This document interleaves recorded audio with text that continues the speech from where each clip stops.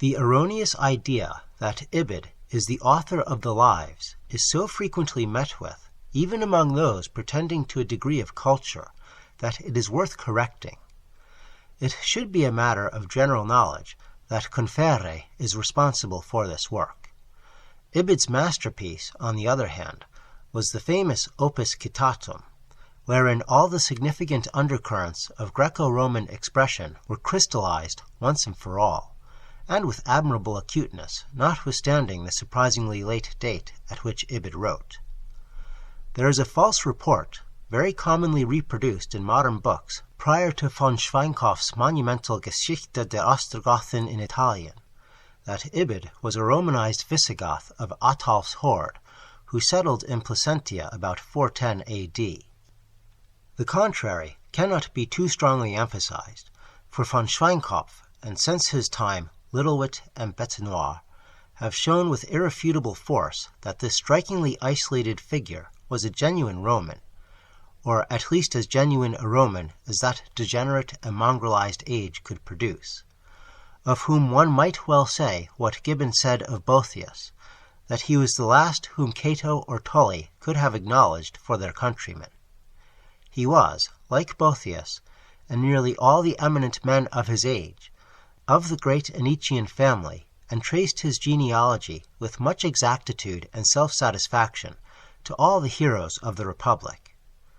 His full name, long and pompous according to the custom of an age which had lost the trinomial simplicity of classic Roman nomenclature, is stated by von Schweinkopf to have been Caius Anicius Magnus Furius Camillus Aemilianus Cornelius Valerius Pompeius Julius Ibidus, though Littlewit rejects Aemilianus and adds Claudius Decius Junianus, whilst Betenoir differs radically, giving the full name as Magnus Furius Camillus Aurelius Antonius Flavius Anicius Petronius Valentinianus Aegidus Ibidus.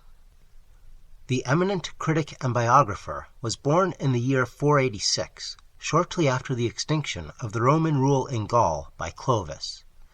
Rome and Ravenna are rivals for the honor of his birth, though it is certain that he received his rhetorical and philosophical training in the schools of Athens, the extent of whose suppression by Theodosius a century before is grossly exaggerated by the superficial. In 512, under the benign rule of the Ostrogoth Theodoric, we behold him as a teacher of rhetoric at Rome, and in 516 he held the consulship together with Pompilius, Numantius, Bombastus, Marcellinus, Diodamnatus. Upon the death of Theodoric in 526, Ibidus retired from public life to compose his celebrated work, whose pure Ciceronian style is as remarkable a case of classic atavism as is the verse of Claudius Claudianus, who flourished a century before Ibidus. But he was later recalled to scenes of pomp to act as court rhetorician for Theodatus, nephew of Theodoric. Upon the usurpation of Vitiges, Ibidus fell into disgrace and was for a time imprisoned, but the coming of the Byzantine Roman army under Belisarius soon restored him to liberty and honors.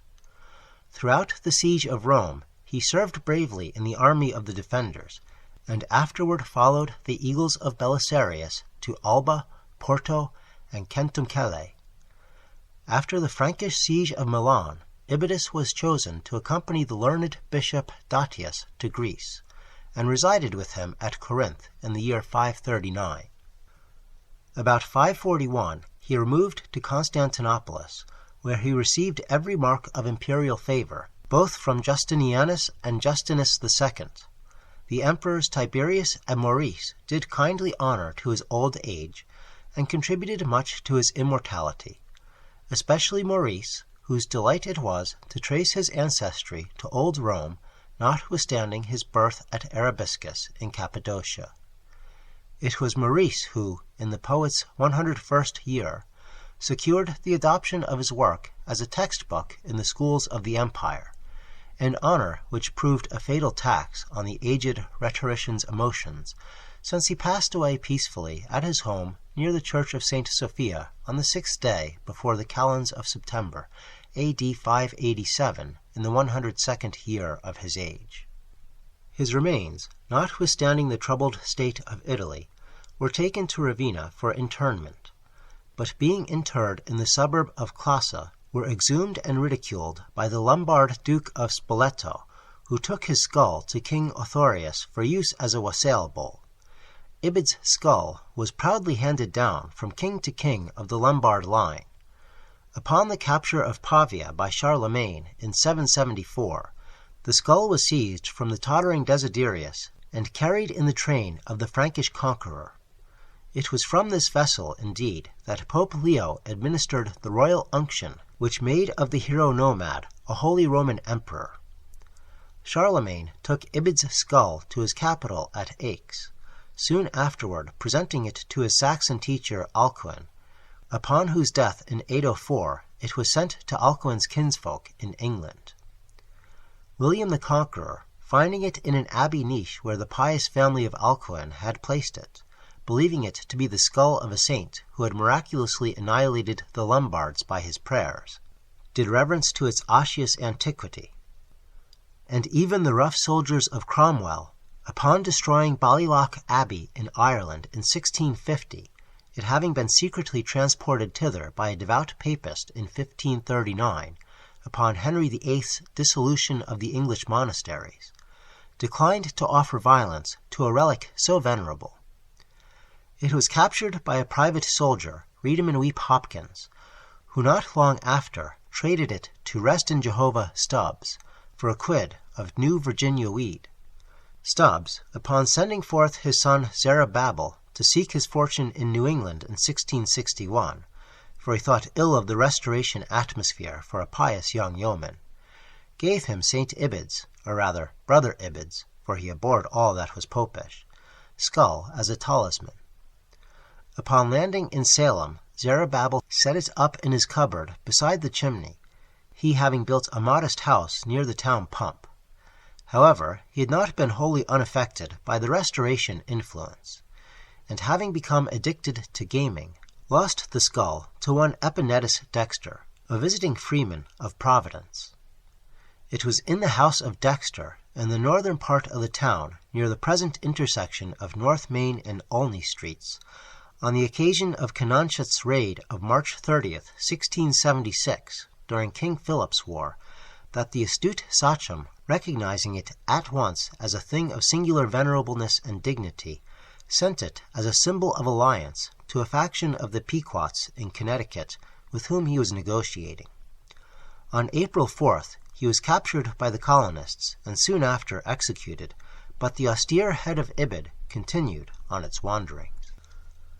The Pequots, enfeebled by a previous war, could give the now stricken Narragansetts no assistance, and in 1680 a Dutch fur trader of Albany, Petrus van Schaak, secured the distinguished cranium for the modest sum of 2 guilders, he having recognized its value from the half-effaced inscription carved in Lombardic minuscules. Paleography, it might be explained, was one of the leading accomplishments of New Netherland fur traders of the 17th century. From Van Schaak, sad to say, the relic was stolen in 1683 by a French trader, Jean Grenier, whose popish zeal recognized the features of one whom he had been taught at his mother's knee to revere as Saint Ibid. Grenier, fired with virtuous rage at the possession of this holy symbol by a Protestant, crushed Van Schaak's head one night with an axe, and escaped to the north with his booty.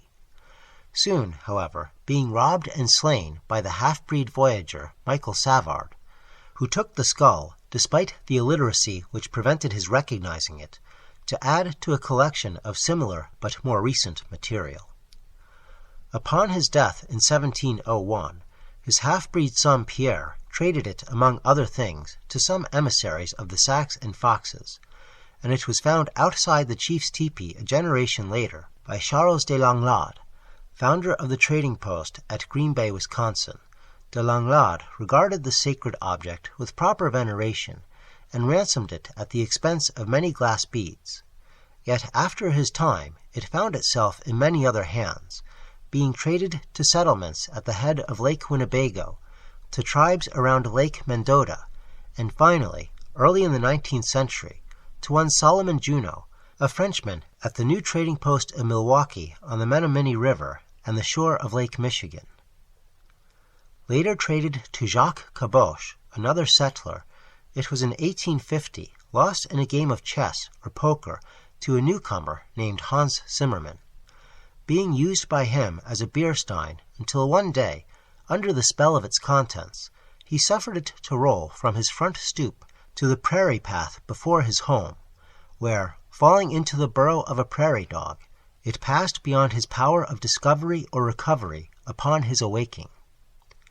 So for generations did the sainted skull of Caius Anicius Magnus Furius Camillus Aemilianus Cornelius Valerius Pompeius Julius Ibidus, consul of Rome, favorite of emperors, and saint of the Romish Church, lie hidden beneath the soil of a growing town.